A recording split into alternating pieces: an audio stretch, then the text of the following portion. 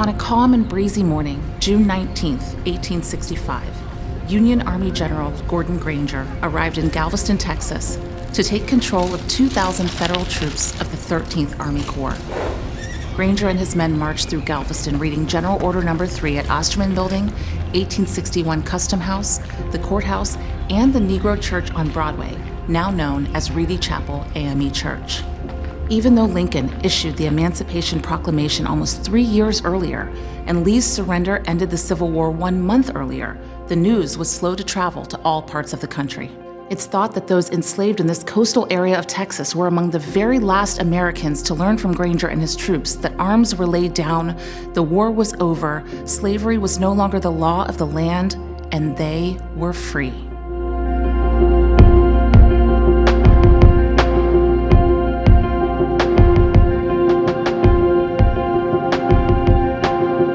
Juneteenth, also known as Freedom Day, Emancipation Day, Liberation Day, or Jubilee Day, is a holiday celebrating America's nascent steps in actualizing our constitutional promises of freedom and equality.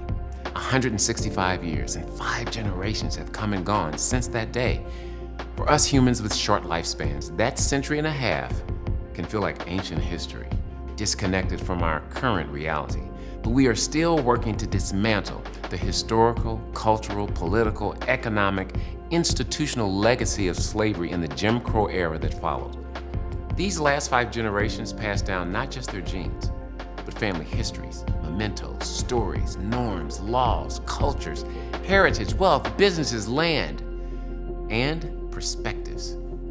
We are still working to make those promises of freedom and equality real for all Americans. We are right in the middle of that process. It's incomplete and not yet fulfilled. Juneteenth represents evidence of effort to create equity in our laws and inclusion in our environments. It's a celebration of the beauty, power, innate value, and diversity of Black Americans. Acknowledgement, solidarity, and allyship are a choice. This day is a reminder to acknowledge with eyes wide open a shared history illuminating the worst we are capable of. Humans made the choice to enslave, brutalize, displace, and dehumanize. We have to acknowledge our shared history out loud, as well as how it still impacts society today in the form of bias, racism, and disproportionate advantage with roots in nothing more than skin color. Till we do, we will not be able to move forward together with mutual respect and understanding. Saying we stand in solidarity on Juneteenth should not be words. It should be backed up by our behaviors. Behaviors are also how we check ourselves and make sure our allyship isn't performative.